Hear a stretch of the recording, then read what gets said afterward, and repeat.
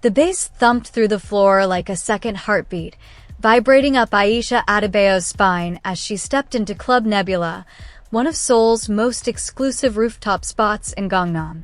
Neon lights in electric blue and magenta sliced across the dark, reflecting off crystal chandeliers and the massive shark tank that dominated the center of the room. The air smelled of expensive cologne, lychee martinis, and possibility. Subscribe to Afro K Chronicles for more heart-racing intercultural love stories that make you believe in forever. Aisha smoothed the sleek black bodycon dress she designed herself, high-slit, off-shoulder, bold gold accents that screamed confidence. She wasn't here to blend in. At 24, interning with a top Korean fashion house for 3 months, she'd already learned one thing. In Seoul, standing out was the only way to be seen. She accepted a complimentary sparkling soju cocktail from a server and leaned against the bar, scanning the crowd. That's when she felt it, eyes on her. Not the usual curious glances she got as one of the few black women in the room. This was heavier, hungrier. Across the VIP section, Ji-hoon Kang sat alone in a shadowed booth, a glass of untouched whiskey in his hand. CEO of Kangtech, heir to old money and newer shadows, he looked every inch the man who owned the city, tailored black suit sharp enough to cut glass, dark hair perfectly tousled, jawline that could launch wars. He didn't smile. He rarely did. But tonight, something shifted when his gaze locked on her. Aisha raised her glass in a mock toast, half challenge, half curiosity. Ji-hoon tilted his head, a ghost of a smirk breaking his icy mask. He stood. Their first words were lost in the music, but the energy crackled anyway. "You're not from here," he said, voice low and smooth, accented English carrying authority. "Neither are you." Apparently, she shot back, pigeons slipping in just to mess with him. "You look like you own the place." "I do own half the building." No brag, just fact. She laughed, bright and unapologetic. Rich boy flex. Cute. He stepped closer, close enough for her to catch the faint cedarwood scent of his cologne. "And you're fearless." "Or just Nigerian," she quipped. Same difference. One drink became 2. Banter turned to flirting, turned to something electric. He asked about Lagos heat. She asked if he'd ever tried real jollof. He admitted he hadn't. She promised to make him regret that one day. Then the dance floor pulled them in. Bodies pressed close under pulsing lights, his hand firm on the small of her back, her fingers brushing the nape of his neck. Every move felt like a dare. When the DJ dropped a slower Afrobeat remix, she grinned wickedly and showed him how to move, hips rolling, unhurried, commanding. He followed, surprisingly good, eyes never leaving hers. Hours blurred. Eventually, they ended up in the private elevator to his penthouse suite overlooking the Han River. No words needed. The door barely closed before his mouth crashed into hers, urgent, claiming, tasting of whiskey and want. Her back hit the wall. His hands roamed like he was memorizing her. Clothes hit the floor in a trail to the bedroom. It was intense. Raw. Perfect. He worshipped every inch of her like she was something sacred and sinful at once. She met him stroke for stroke, gasp for gasp, unafraid. For the first time, she let go completely, no hesitation, no second-guessing. Just heat, skin, rhythm. Afterward, tangled in silk sheets, sweat cooling on their bodies, Aisha sighed contentedly and started to slip out of bed. Ji-hoon's hand shot out, fingers wrapping gently but firmly around her wrist. "Where are you going?" "Back to my hotel," she said lightly, tugging playfully. One-night adventures don't come with sleepovers. He sat up, eyes dark and unreadable in the moonlight. The city glittered far below like scattered diamonds. "No," he said, voice rough from everything they'd just done. "You're not leaving." Aisha arched a brow, half amused. "Excuse me." He pulled her back down, closer this time, until their foreheads touched. "You're mine forever now." The words hung heavy between them, possessive, ridiculous, insane. She laughed softly, expecting a joke. He didn't smile. And in that quiet, charged moment, with the city humming below and her heart still racing from what they'd shared, Aisha realized this night hadn't just changed everything. It had only just begun. Sunlight sliced through the floor-to-ceiling windows of Ji-hoon's penthouse, painting golden stripes across the white marble floor and the rumpled black silk sheets. The Han River glittered far below like liquid silver, calm and indifferent to the storm brewing inside the bedroom. Aisha woke first. Her body still hummed with delicious soreness, reminders of every place he'd touched, kissed, claimed. She stretched lazily, then froze when she realized the heavy arm draped across her waist wasn't moving away. Ji-hoon was awake too, watching her. His dark eyes were open, intense, unblinking. No trace of the playful heat from last night. This was something deeper, hungrier. She tried to slip out from under his hold. His grip tightened, not painful, but deliberate. "Where are you going?" His voice was low, rough from sleep and sex, carrying that same quiet command he'd used when he'd told her to come closer on the dance floor. Aisha tilted her head, keeping her tone light even as her pulse kicked up. "To my hotel. Shower. Coffee. Normal human things. You don't need a hotel." He shifted, rolling half on top of her, caging her with his body without crushing her. His hair was deliciously messy, lips still faintly swollen from her bites. "You stay here." She laughed short, incredulous. "Oga, you think one night makes me move in? You don't even know my last name." "Adebayo," he said instantly. "Aisha Adebayo. 24. Nigerian. Fashion design intern at Atelier Loon. Apartment in Itaewon you barely use because you're always working late. I had my assistant look you up while you slept." Her amusement vanished. She shoved at his chest hard. He didn't budge, but he did lift his weight slightly, giving her space without releasing her entirely. "You ran a background check on me?" Her voice dropped, sharp. "While I was naked in your bed? I protect what's mine. I am not yours." He leaned down until their noses almost touched. "You were last night. Every time you moaned my name. Every time you begged me not to stop. You gave yourself to me." Heat flooded her cheeks, anger and unwanted arousal twisting together. "That was sex, Ji-hoon. Great sex. Mind-blowing sex. But it doesn't come with a deed of ownership." His thumb traced the curve of her jaw, slow, possessive. "In my world, it does." She caught his wrist, stopping the caress. "Then your world is fucked up." For the first time, something flickered in his expression, not anger, but a flash of uncertainty. Like no one had ever spoken to him that way. He studied her for a long beat. Then, unexpectedly, he rolled off her and sat on the edge of the bed, back to her, shoulders tense. Aisha sat up, clutching the sheet to her chest, suddenly feeling more exposed than she had all night. Silence stretched, thick and electric. Finally he spoke, quieter. "I don't do this. Casual. One night. People don't leave me. They stay. Or they disappear when I allow it." She stared at the rigid line of his spine. "And I'm supposed to be grateful for the privilege?" No, he turned his head just enough for her to see his profile. "You're supposed to be the first one who makes me want to beg." Her breath caught. He stood, gloriously naked, and walked to the wardrobe without another word. Pulled out a crisp white shirt, one of his, and tossed it onto the bed beside her. "Showers through there. Clothes, breakfast, driver, whatever you need. But when you're ready to leave," he met her eyes in the mirror across the room. "I'll be waiting downstairs. And I'll still want forever." Aisha didn't answer. She watched him disappear into the en-suite bathroom, heard the water start. Only then did she exhale. Her fingers curled into the sheets. Her heart hammered, not just from anger, not just from lingering desire, but from the terrifying realization that part of her, small, reckless, curious, was tempted to see how far this dangerous man would go to keep her, and whether she'd let him. The chase begins the very next morning after Aisha walks out of Ji-hoon's penthouse.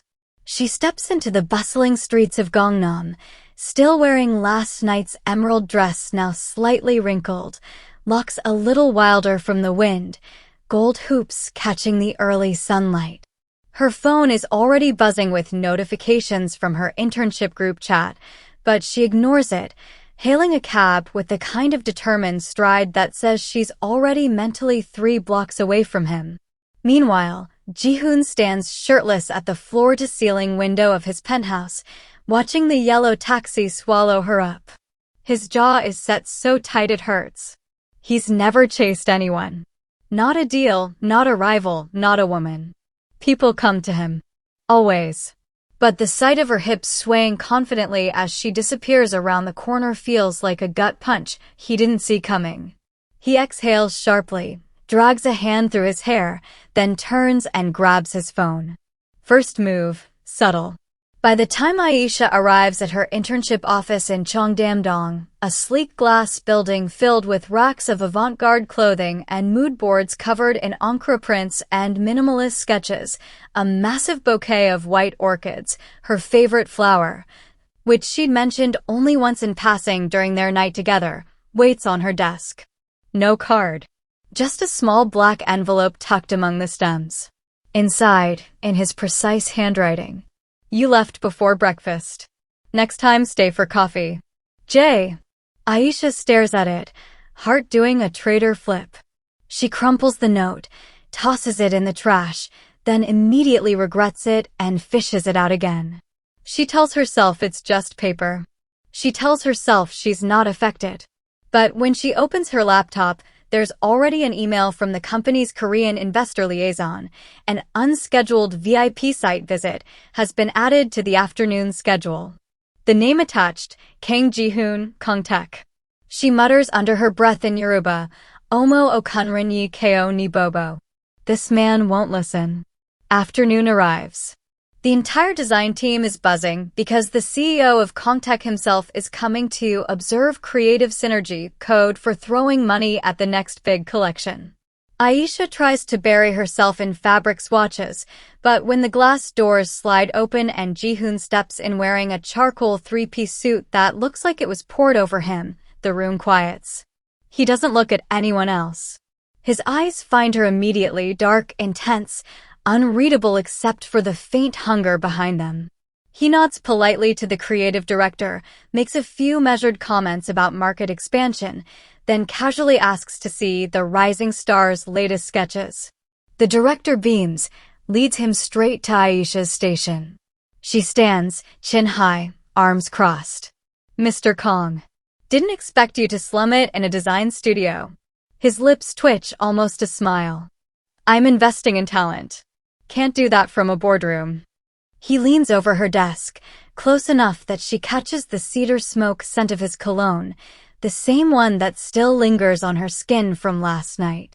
He picks up one of her sketches, a bold fusion gown blending Adair patterns with hanbok lines, and studies it like it's a contract worth billions.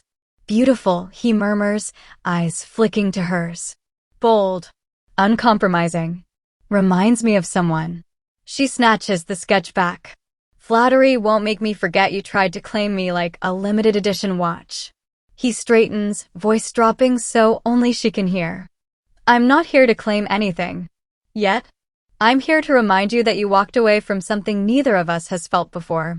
She feels the heat crawl up her neck. "I walked away from a man who thinks one night gives him ownership papers. I never said I owned you." He steps closer, voice velvet danger. "I said you're mine. There's a difference. Ownership can be taken. Mine is given. And I'm asking politely for you to give it back." The creative director clears her throat from across the room. Ji-hoon steps back smoothly, all professional again. "Excellent work, everyone. Kangtech will be in touch." He leaves without another word to her.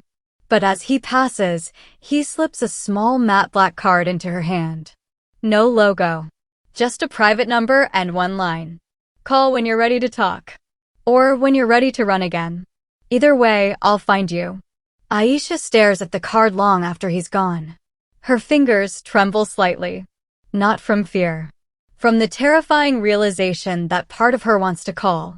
That evening she's at her tiny shared apartment in Mapogu, locks tied up in a messy bun, wearing oversized sweats and eating leftover japchae straight from the container.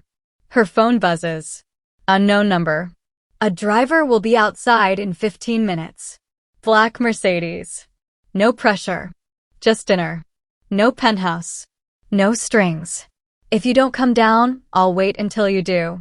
She laughs, sharp, disbelieving. Then she looks out the window. Sure enough, a sleek black Mercedes idles across the street, headlights off, patient.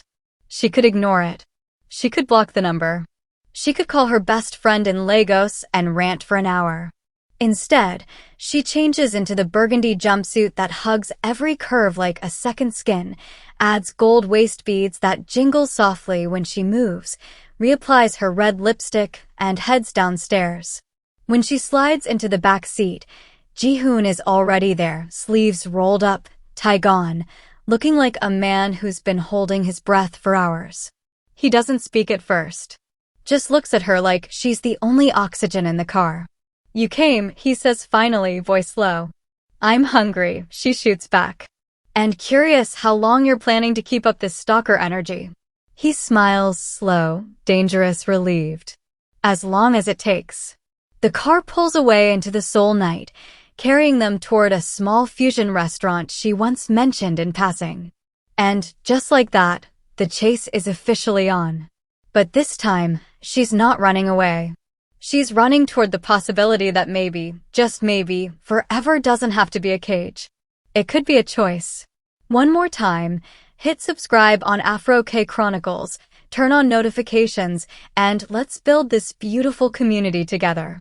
The black Mercedes glides through Seoul's neon-lit streets, the city blurring past like a dream Aisha isn't sure she wants to wake from.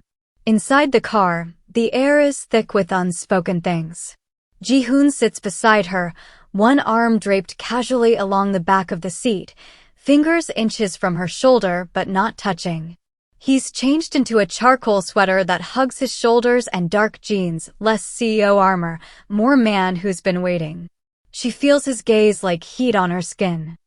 She breaks the silence first, voice light but edged. So, this is your big move? Kidnapped by luxury car and vague promise of food? Bold. Ji-hoon's lips curve, slow and dangerous.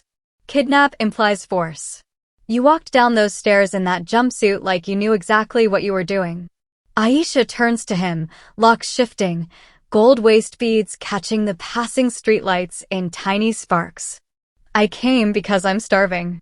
And because I wanted to see how long you'd keep up the whole patient predator act before you crack. He laughs slow, surprised, real. You think I'm acting? I think you're used to people falling at your feet. I'm not most people. No, he says, eyes darkening as they trace her face. You're definitely not. The car slows outside the same small Korean-Nigerian fusion spot from the photo he'd attached to his first text. Warm amber light spills from the windows, Afrobeat humming faintly under the low murmur of diners. No valet swarm, no red carpet, just a quiet door and the scent of suya spice mixing with gochujang. Ji-hoon gets out first, rounds the car, and opens her door. She takes his offered hand, lets her fingers linger in his palm a second longer than necessary. Electricity snaps between them. Inside, the place is intimate. Wooden tables, soft Edison bulbs, walls lined with framed photos of Lagos street vendors beside Seoul night markets. Their table is already set in the back corner, private, candlelit, no prying eyes. They sit. Menus arrive. Aisha doesn't open hers. You remembered this place, she says, tilting her head. From one offhand comment weeks ago. I remember everything you say. His voice is quiet, serious. Especially when you're mocking my country's food obsession. She laughs despite herself. Kimchi is great. Jollof is superior. We can agree to disagree, or fight about it. I'd rather fight with you than agree with anyone else. The waiter appears. Aisha orders jollof arancini and suya spiced beef skewers, extra heat. Ji-hoon matches her, then adds makgeolli for both. When the waiter leaves, she leans forward, elbows on the table. All right, Mr. Kang. You've got me here. No penthouse, no helicopters, no MineForever declarations yet. What's the real play? He meets her eyes without flinching. No play. I just wanted to see you again. Without the club lights, without the rush. Just you. Talking. Eating. Being impossible. Impossible? She arches a brow. You mean irresistible? Both. Mostly the second. Their drinks arrive, cloudy macchiali in small ceramic bowls. She lifts hers in a mock toast. To stalkers who send orchids and then show up at my job like a walking HR violation. To women who walk out on billionaires and still look like they own the room when they come back. They clink. Sip. The rice wine is sweet, slightly effervescent, cuts through the spice that's already building in the air. The food comes fast, steaming plates that make her stomach growl audibly. She doesn't care. She dives in, tearing into a skewer, sauce glistening on her lips. Ji-hoon watches her for a beat too long. What? She asks mid-bite. You eat like you're at war with the food. It's captivating. Or maybe I just like food more than small talk. She wipes her mouth, smirks. Your turn. Try the suya. Let's see if Korea's finest CEO can handle real heat. He picks up a skewer, studies it like it's a contract clause, then bites. His eyes water almost immediately. He doesn't flinch, but his throat works hard as he swallows. Aisha laughs, bright, delighted. There it is. The great Kang Ji-hoon, felled by pepper. He exhales through his nose, reaches for the macchiali. It's flavorful. Flavored? It's trying to set your soul on fire. Say it's delicious or I'm leaving. He meets her gaze over the rim of the bowl. It's delicious. Liar. Worth the pain. She softens, just a fraction. You're ridiculous. You're impossible to impress. Not true. She leans in, voice dropping. You impressed me when you didn't push that morning. When you let me walk away. That took more guts than any boardroom takeover. Ji-hoon sets the bowl down slowly. I didn't want to let you go. I still don't. But I'd rather wait forever than force a second of your time. The candle flickers between them. The banter quiets for a moment, replaced by something heavier, truer. Aisha traces the edge of her plate. Why me? You could have anyone. Quiet, elegant, already fluent in your world. Because they wouldn't challenge me. They wouldn't make me laugh until my sides hurt. They wouldn't walk out on me and leave me staring at a closed elevator like an idiot. He pauses, voice rougher. Because none of them are you. She looks up. His eyes are unguarded, raw, hopeful, terrified. She reaches across the table, lets her fingertips brush his knuckles. Just once. You're making this dangerously hard to stay mad at you. Good, he murmurs. I'm trying to make it impossible to stay away. Dessert arrives, pat bingsu topped with mango and a drizzle of palm sugar syrup, she jokingly suggested once. They share it, spoons clinking, stealing bites from each other's side like they've done this 100 times. Outside, under the soft streetlights, he walks her to the waiting car. No push for more. No grab for a kiss. Just a lingering look that feels more intimate than any touch. She stops at the open door. This doesn't mean I'm saying yes to anything. I know. But I didn't hate tonight. A tiny smile breaks across his face. Victory, relief, hunger all at once. Then I'll take that as progress. She slides into the car. Before the door closes, she leans out just enough. Next time you cook. And if you burn the kitchen down, I'm still walking away. He laughs softly. Deal. The car pulls away. Aisha leans back, heart racing, smiling into the dark. The chase isn't over. It's only just getting good. 3 dates in, the slowly rule is hanging by a thread, and both of them know it. Ji-hoon has invited her to his private rooftop terrace this time. No restaurants, no public eyes, just the two of them. He tells her it's casual, drinks, music, city view. She tells herself she's only going because she's curious how far he'll push without crossing the line she drew. Deep down, she already knows the line is blurring. She arrives in a sleeveless black silk top that clings just enough, high-waisted wide-leg trousers in deep burgundy, gold waist beads peeking when she moves, locks pulled into a loose high ponytail with a few tendrils framing her face. Barefoot sandals that show off gold anklets. Simple, sexy, and control. Ji-hoon waits at the top of the private elevator. He's in a fitted black linen shirt, sleeves rolled to the forearms, top 2 buttons undone, dark trousers. No tie, no suit jacket, just him, looking like temptation wrapped in restraint. The terrace is bathed in warm string lights and the low flicker of a fire pit. A low sectional faces the Seoul skyline, Nigerian and Chapman already poured, Afrobeat playlist humming softly from hidden speakers, her influence showing. He offers his hand as she steps out. She takes it, feels the calloused warmth of his palm, lets go only when they reach the seating area. You actually listened about the music, she says, settling onto the cushions. I listen to everything you say. He sits beside her not too close, but close enough that their knees brush when they shift. Even when you're threatening to leave if I burn dinner. She laughs, accepts the Chapman he hands her. You still owe me that home-cooked meal, by the way. No takeout excuses. Next week. My kitchen. You bring the spices.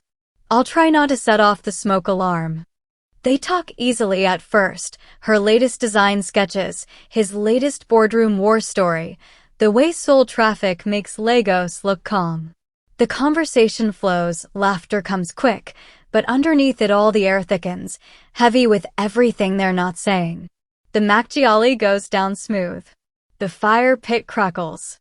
At some point the playlist shifts to a slower Afrobeat groove, something sultry, bass-heavy.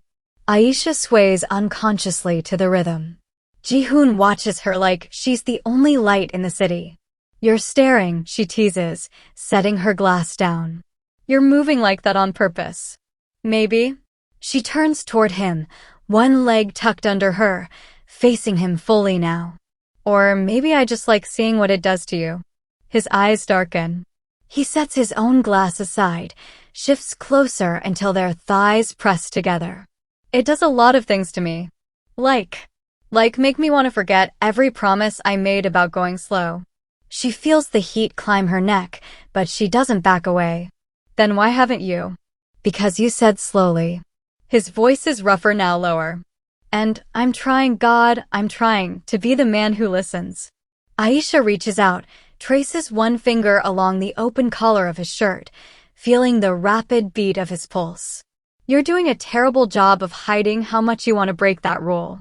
He catches her hand, presses her palm flat against his chest. Feel that? That's what you do to me. Every time you walk in a room. Every time you laugh. Every time you look at me like you're deciding whether to kiss me or run. She swallows. And if I decide to kiss you? His thumb strokes the inside of her wrist. Then I'm going to kiss you back. And I'm not going to stop until you tell me to. The space between them vanishes. She leans in first, slow, deliberate, giving him time to pull away if he wants. He doesn't. Their lips meet soft at the start, almost tentative, testing.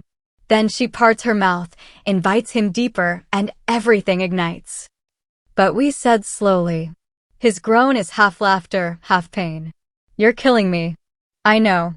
She smiles against his mouth, soft now. But when we finally do this, when we go all the way, I want it to be because we're both sure. Not because the heat of the moment won. He closes his eyes, breathing hard, fighting for control. Then he nods once, presses a tender kiss to her forehead. You're right. His voice is gravel. Damn it, you're right. She slides off his lap slowly, deliberately dragging against him one last time, earning a strangled curse. Stands, smooths her top, offers her hand. Walk me to the elevator? He takes it, stands, adjusts himself with a wince that makes her bite her lip to hide a grin. They walk hand in hand to the lift, the night air cool against fevered skin. At the doors he pulls her in for one last kiss, gentle this time, lingering, full of promise. Good night, Aisha. She steps inside, turns, blows him a kiss as the doors slide shut. Back on the terrace, Ji-hoon leans against the railing, head tipped back, breathing hard into the night sky. He's wrecked. And he's never wanted anyone more. The photo leaks 2 weeks after the rooftop terrace night, right when things feel almost settled. Aisha and Ji-hoon have fallen into a rhythm, late-night texts that turn into early morning calls, stolen lunches in hidden corners of Gangnam, her teaching him basic Yoruba phrases over video while he practices cooking jollof badly, but with heartbreaking effort. They're careful, always careful, because both know his world isn't kind to secrets. Then the first headline drops at 7:42 a.m. on a Tuesday.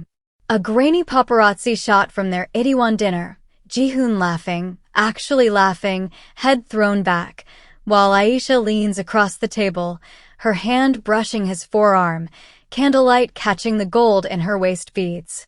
The caption reads, Kangtaek airs secret foreign romance. Who is the mystery woman stealing Ji-hoon Kang's heart? By 8:15 a.m., it's everywhere.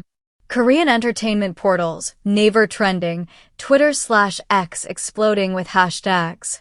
Hashtag Kang Ji-hoon girlfriend. Hashtag who is she? Hashtag Chaebol scandal. The comments are brutal. Gold digger alert. She's clearly here for the green card and the money. Poor Appa, caught in exotic temptation. Wake up. She's loud. Too loud for the Kang family. Virgin until a rich Korean CEO? Sounds like a calculated move. Nigerian Twitter fights back hard. Our queen is slaying in Seoul while y'all stay pressed. AMVW supremacy. Haters go cry in the corner. But the racism slips through anyway. Slurs, stereotypes, leaked research on her family background. Nothing scandalous, just meant to humiliate. Aisha wakes up in her Mapogu apartment to her phone vibrating off the nightstand.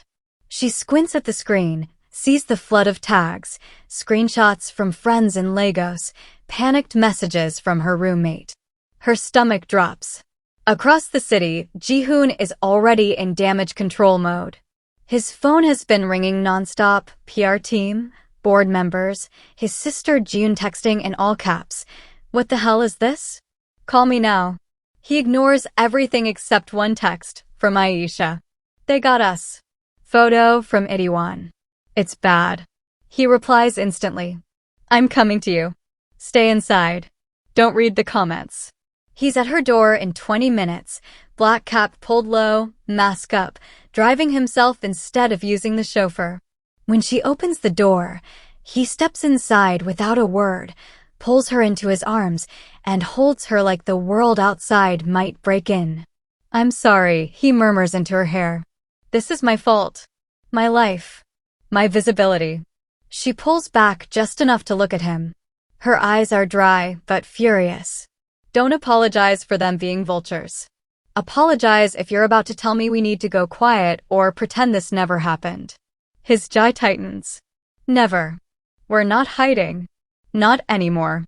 They sit on her tiny couch, her in oversized sweats and a bonnet, him still in yesterday's shirt, and watch the storm unfold on her laptop. Headlines escalate. Is this the end of the Kang dynasty? Foreign bride rumors rock Chaebol air, ***. Netizens demand clarity. Who is Aisha Adebayo? Ji-hoon's mother calls. He puts it on speaker. Madam Kang's voice is ice. Ji-hoon. Explain this photograph. Now. He doesn't flinch. Her name is Aisha Adebayo. She's my girlfriend. We've been together for months. The photo is real. Silence stretches. Then. You brought this scandal to our door without warning. Without permission. Without thought for the family name. I didn't leak the photo, Yama. But I won't deny her either. Aisha squeezes his hand under the table. Madam Kang's tone sharpens. And her? Does she understand what this means? The scrutiny? The expectations? The legacy she would be stepping into. Aisha leans toward the phone, voice calm but steel-edged. With respect, Madam Kang, I understand exactly what it means. I've lived in Seoul long enough to know how people look at someone who doesn't fit the mold. I've felt the stares, heard the whispers. But I also know your son. I know he's worth every headline, every rumor, every fight. If that's a problem for the family legacy, then maybe the legacy needs updating. Dead silence. Ji-hoon's eyes widen slightly. He's never heard anyone speak to his mother like that. Madam Kang exhales slowly. You are bold, Miss Adebayo. Perhaps too bold. Perhaps, Aisha replies. But I didn't come to Seoul to shrink. And I won't start now. Another long pause. Bring her to the house. Tomorrow night. Dinner. We will discuss this face to face. The call ends. Ji-hoon turns to Aisha, stunned. You just talked back to my mother. She talked first. Aisha shrugs, but her hands are shaking slightly. And I'm not hiding anymore either. He pulls her into his lap, wraps his arms around her waist, buries his face in her neck. You're incredible. I'm terrified, she admits quietly. Me too. He kisses her temple. But we're doing this together. The next evening they arrive at the Hanam-dong estate together, Ji-hoon in a dark suit, Aisha in a tailored emerald green midi dress with subtle gold embroidery, locks in an elegant low bun, gold hoops, red lipstick like armor. The dining room is formal, long ebony table, crystal, ancestral portraits glaring down. Madam Kang sits at one end in pale lavender hanbok, Chairman Kang at the head, Ji-hoon standing like she's ready to cross-examine. Ji-hoon guides Aisha to her seat beside him, hand steady at her lower back. Madam Kang speaks first, voice measured. You have caused quite a stir, Miss Adebayo. Aisha meets her eyes directly. I didn't cause it. The cameras did. But I won't apologize for existing in your son's life. Ji-hoon jumps in. The board is already asking questions. Shareholders don't like instability. And the media won't stop until they have blood. Then let them come, Ji-hoon says quietly. I'm not ending this. Not for the board. Not for the media. Not even for you. Chairman Kang speaks for the first time deep, gravelly. You would risk everything? For her. Ji-hoon looks at Aisha. I already have. Madam Kang studies Aisha for a long moment. Then, unexpectedly. You are not what I expected. Aisha lifts her chin. Good. I'm not trying to be. Dinner is tense banchan, galbi jim, polite small talk laced with landmines. But Aisha answers every question with unflinching honesty. About her designs, her family in Nigeria, her dreams. When Madam Kang asks about children, Aisha doesn't flinch. They'd be raised knowing both worlds. Yoruba stories at bedtime, Korean folktales. Jollof and kimchi on the same plate. Love doesn't erase heritage, it multiplies it. Ji-hoon's hand finds hers under the table. Squeezes. When dessert arrives, delicate pat bingsu, Madam Kang sets her spoon down. You have courage. That much is clear. She pauses. But courage alone does not make a place in this family. Aisha nods. I'm not asking for a place. I'm earning one. One honest conversation at a time. Madam Kang's lips twitch, almost a smile. Then we will have more conversations. And you will bring that soup you mentioned. The one with the melon seeds. Aisha exhales. Egusi. I'd like that. Ji-hoon's shoulders drop in visible relief. They leave the estate hand in hand, rain starting to fall softly. In the car, he pulls her close. You were magnificent, he whispers. She rests her head on his shoulder. We survived round one. There will be more rounds. Then we'll keep winning. Outside, the headlines keep coming. Inside the car, they kiss, slow, defiant, unbreakable. The storm isn't over. But they're no longer running from it. They're walking through it together. 5 months after the rooftop night where they almost broke every slowly rule, Ji-hoon decides it's time. He's been planning in secret for weeks, coordinating with Aisha's best friend in Lagos for her mother's blessing, consulting his sister Ji-hoon for the ring design. Even getting Madam Kang's quiet nod of approval after the egusi soup thawed the last of her resistance. He tells Aisha it's a casual weekend drive to a private Hanok village outside Seoul. Just us, fresh air, no drama. She believes him. She wears a flowing white linen dress she designed herself, simple, elegant, with subtle gold embroidery along the neckline and hem that catches the light like whispers of her heritage. Her locks are half up, loose tendrils framing her face, gold hoops, and a delicate carousel necklace. Barefoot sandals. Effortless. Radiant. He drives them himself, no chauffeur, no entourage. Dark jeans, crisp white linen shirt rolled at the sleeves, hair slightly tousled from the wind through the open window. He's nervous, she can tell by the way his thumb drums the steering wheel, but he hides it behind easy conversation about her latest collection and his latest tech merger. They arrive at the Hanok as the sun dips low, turning the tiled roofs and cherry blossoms golden. The village is empty. He's rented the entire grounds for the afternoon. Lanterns in green, gold, and red hang along the stone path. Soft Afrobeat blends with gentle GM strings from hidden speakers. A low table waits under a blooming wisteria trellis, pounded yam, Madame Kang's homemade egusi soup. She insisted on sending it, jollof rice, kimchi jjigae, galbi, chilled palm wine beside soju. The scent of spice and sesame hangs in the air. Aisha stops short at the gate. Ji-hoon, what is all this? He takes her hand, leads her forward. A little Lagos. A little Seoul. And all of us. They sit on cushions. Eat. Talk. Laugh over the way he still can't handle the heat of the suya without his eyes watering. She teases him mercilessly. He pretends to be offended, then steals bites from her plate anyway. The sun sinks lower, painting everything in warm honey light. When the plates are cleared, he stands, offers his hand again. Walk with me. They follow a petal-strewn path to a small raised wooden platform overlooking a koi pond. 2 stools wait. On one, her mother's geli in vibrant Ankara print, carefully steamed and waiting. On the other, a modern ivory geoghery blouse and chima skirt in soft silk with delicate gold thread, elegant, no heavy traditional bulk. Ji-hoon stops, turns to face her fully. His voice is steady, but his eyes shine with something raw. I've spent my life building things, companies, walls, expectations. But the best thing I've ever built is this. Us. He gestures between them. You walked into my world and refused to shrink. You taught me that love isn't control, it's choice. Every single day. Aisha's breath catches. She sees it now, the setup, the food, the outfits. Her heart slams against her ribs. He reaches into his pocket. Pulls out a small black velvet box, but doesn't open it yet.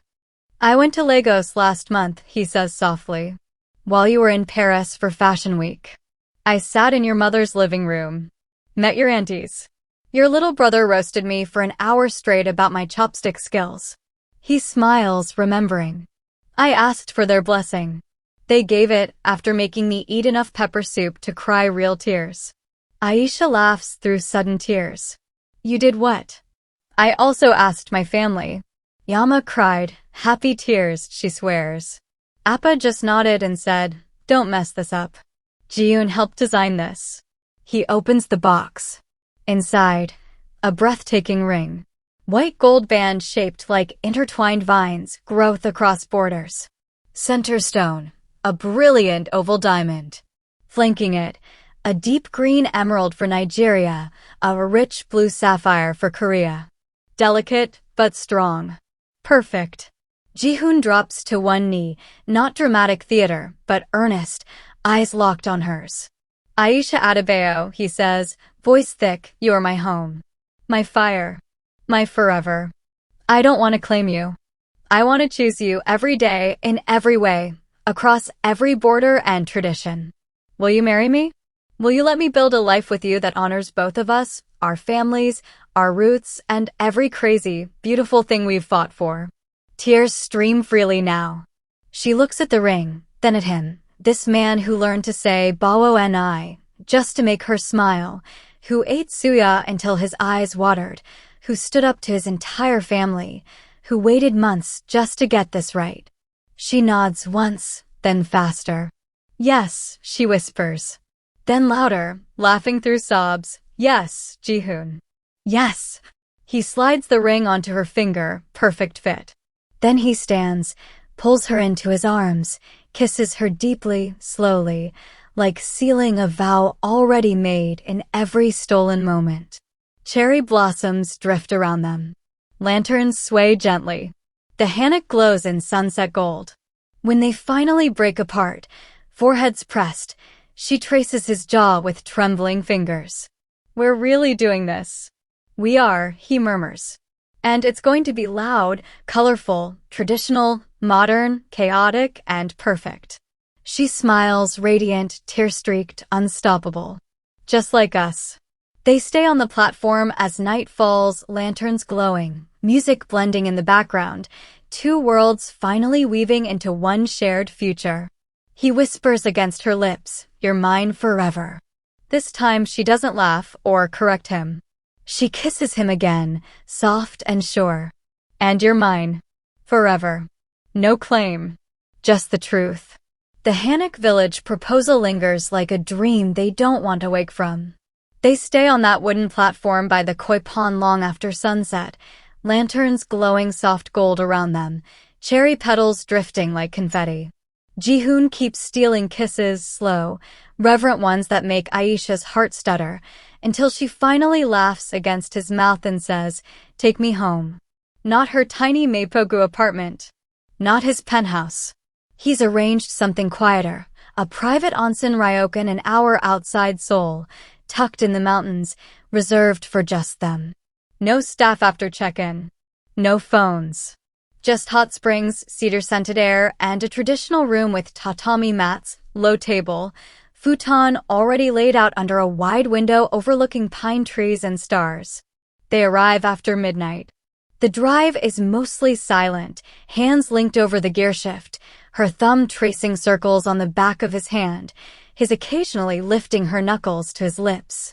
No rush. No words needed. The ring on her finger catches moonlight every time she moves, a quiet reminder that forever just became real. Inside the ryokan room, sliding shoji doors close behind them. A small fire burns in the hearth, casting flickering shadows. The onsen steam curls from the private outdoor bath visible through glass panels. The futon is piled with soft white linens and a single deep green throw, her favorite color. Ji-hoon turns to her first, eyes dark and unguarded. "We don't have to do anything tonight," he says quietly. "We can just be. Sleep. Talk until dawn." Aisha steps closer, places her palms flat on his chest, feels the rapid thud of his heart under the linen shirt. "I've waited months for this. For us. No more slowly. No more almost." She rises on her toes, brushes her lips against his. "I want you. All of you. Right now. That's all it takes." He exhales roughly, cups her face with both hands, and kisses her like a man finally allowed to breathe after holding his breath for years. Ji-hoon kisses her temple. "No regrets?" She smiles against his skin. "Only that we waited this long." He laughs, soft, wrecked. "Worth every second." They lie there for hours, talking quietly, touching, laughing at how they almost broke every rule months ago. At some point, he pulls the covers over them. She curls into his side, head on his chest, listening to the steady thump of his heart. As sleep pulls them under, he whispers into her hair. "You're mine forever." She presses a kiss over his heart. "And you're mine. Forever. No claim. Just truth." They fall asleep tangled together, ring glinting on her finger, future waiting outside the shoji doors. The morning of the wedding dawns soft and golden over the private Hanok estate just outside Seoul. Cherry blossoms are in full bloom, petals drifting like confetti on the breeze. The courtyard has been transformed, a stone path lined with alternating green and gold asoebi runners and white Korean silk, lanterns in vibrant Nigerian prints hanging beside silk Korean ones, a canopy of woven palm fronds and delicate hanji paper overhead. The air smells of fresh flowers, palm wine, and grilled suya mingling with sesame oil and galbi marinade. Aisha wakes in the bridal suite, surrounded by her mother, aunties, and best friend from Lagos. They dress her in layers that tell their story. First, the modern ivory geoghery blouse and flowing chima skirt in soft silk with subtle gold vine embroidery. Then the rich emerald green asoebi geli, head wrap, tied high and dramatic. Matching wrapper cinched at the waist with a bold bow, gold beads cascading down the front. Her makeup glows, radiant skin, bold red lip, gold highlighter catching every light. Locks swept into an elegant updo adorned with a single gold comb and cowrie shells. She looks like royalty from two worlds at once. Across the estate, Ji-hoon dresses in a tailored deep navy hanbok, modern cut, no heavy traditional bulk, gold accents along the collar and cuffs. Madame Kang herself pins a small cowrie shell brooch to his jacket, a quiet, powerful gesture of acceptance. His father adjusts the hat with a rare soft look. Ji-hoon teases him about being nervous. He just smiles, eyes already distant, thinking of Aisha. The ceremony begins at golden hour. Guests, only 150, intimate, sit on cushioned mats, hanbok beside asoebi in a beautiful riot of color and pattern. Madame Kang wears lavender hanbok with a subtle green sash, Aisha's gift. Aisha's mother is in full vibrant asoebi, beaming with pride. Music starts, soft geum fades into an Afrobeat instrumental of Love Nwantiti, then blends back, perfect fusion. Ji-hoon walks the aisle first, steady, eyes forward, heart hammering. Then Aisha appears, arm in arm with both her parents, geli high, smile radiant. The crowd rises, a collective gasp ripples as people take in the full fusion look. She walks like she owns every step, every pedal, every heartbeat. They meet under the canopy. No giving away, instead, both sets of parents step forward and place their hands over the couple's joined ones, forming a circle of 4 parental blessings. Madame Kang's hand trembles just slightly when it covers Aisha's. 2 officiants stand side by side, a Korean elder in traditional robes and a Yoruba priestess in flowing white with coral beads. Vows first in English, their shared language, the one they fell in love in. Ji-hoon speaks, voice low and sure. Aisha, you walked into my world and refused to shrink. You taught me that love isn't control, it's choice every single day. I promise to choose you, to honor your fire, your roots, your laughter. To build with you, not around you. Forever starts today, and I can't wait. Aisha's eyes shine as she answers. Ji-hoon, you saw me when I was just a visitor in your city. You waited. You learned. You loved me loud enough to face storms. I promise to be your safe place, your challenge, your home. To blend our worlds without losing mine or yours. I choose you today, tomorrow, always. Then Yoruba Aisha first, voice rich and melodic. Emoni okomi, emoni orimi, emoni iani to en fe mi lokan. The priestess softly translates, you are my husband, my friend, the one who loves me with his soul. Ji-hoon repeats after her, accent careful but earnest. Emo fe o Aisha. Emoya osi all of me titi la. I love you, Aisha. I choose you as my beloved forever. Finally, Korean Ji-hoon leads, eyes never leaving hers. Aisha, ne sarang. Nanu Neil Sarangi. Yuri Hamkyongwinhi. Aisha, my love. I love you. We, together, forever. Aisha echoes, voice soft but certain. Ji-hoona, Nadu Neil Sarangi. Yuri Hamkyongwinhi. Rings exchanged, simple platinum bands engraved inside with chosen forever in tiny script, plus a small cowrie and hanji motif. They slide them on each other's fingers with trembling hands. Unity rituals follow. They pour palm wine and soju into a shared silver cup, blending lives, and drink together, eyes locked.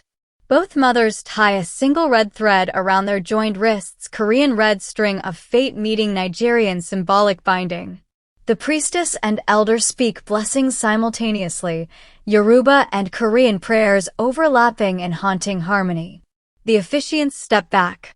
Ji-hoon lifts the sheer net veil overlay on Aisha's geli. She rises on tiptoe. They kiss, slow, deep, unhurried. The world fades until it's just them. Lips, breath, tears of joy mixing. When they part, foreheads touch, both laughing softly through the emotion. The crowd erupts in cheers, Nigerian ululations, blending with Korean applause. Reception glimpses. First dance to an Afro BK ballad mashup, jollof beside bibimbap, suya skewers next to taekbaki. Madam Kang raises palm wine in a toast. To my son and my daughter, may your home be as warm as this soup. Aisha's brother grins. Welcome to the family, young.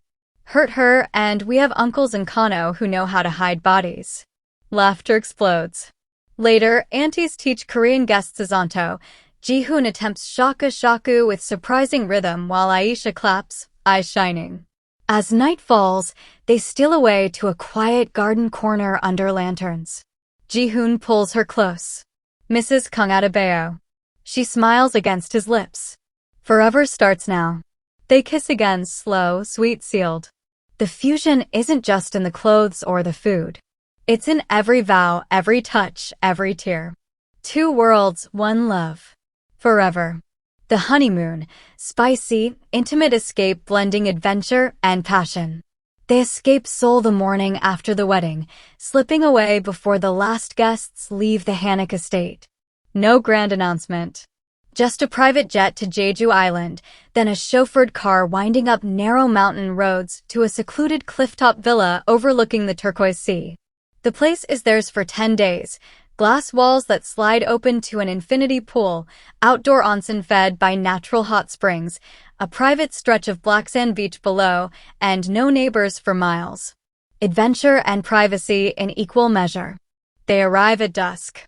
The sky is bruised purple and gold, waves crashing far below.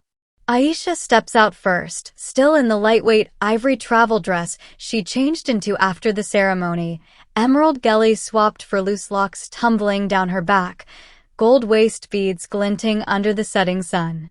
Ji-hoon follows, sleeves rolled, gat long gone, looking like a man who's finally allowed to breathe freely. No luggage weight. Staff have already unpacked. The villa is lit with low lanterns and scented candles, jasmine and sandalwood mixing with the salt air. A bottle of chilled palm wine and a tray of fresh oysters sit on the low table by the open glass doors. Aisha kicks off her sandals, pads barefoot to the edge of the infinity pool, toes dipping into warm water. You really went all out. Ji-hoon comes up behind her, arms sliding around her waist, chin resting on her shoulder. I wanted our first days as husband and wife to feel like the rest of our life, beautiful, private, a little wild. She turns in his arms, hands sliding up his chest. Wild, huh? His smile is slow, dangerous. You have no idea. They start slow, sipping palm wine on the outdoor daybed, watching the last light bleed from the sky. Conversation drifts from wedding memories, her brother's toast, Madam Kang's quiet tear, to future dreams, a house with a garden big enough for kids, her flagship store in Lagos, his tech hub in Seoul. Laughter comes easy. Touches linger longer. At some point the wine is forgotten. She straddles his lap, silk dress riding up her thighs. His hands find her waist beads, fingers tracing the warm gold against her skin like he's memorizing every bead. You kept these on under the asoebi, he murmurs against her neck, teeth grazing lightly. Wanted something familiar, she whispers. Something that felt like home, even when I was marrying into yours. He groans softly, hands sliding higher, bunching the dress at her hips. You're my home. The kiss that follows is different from any before, deeper, hungrier, no restraint left. Months of tension, teasing, almost all of it pours out. Only that we didn't do this sooner. He laughs, soft, wrecked, happy. We have forever to make up for it. They fall asleep like that, limbs entwined, ocean roaring faintly below, stars visible through the open glass wall. Husband and wife. Finally, fully, passionately home. If you love steamy Afro-Korean romance, culture clashes that turn into fire, and love stories that cross every border, smash that subscribe button right now on Afro K Chronicles. Hit the bell so you never miss the next chapter of passion, drama, and forever. And if you're already subscribed, drop a like and comment your favorite moment below. Let's keep this vibe going.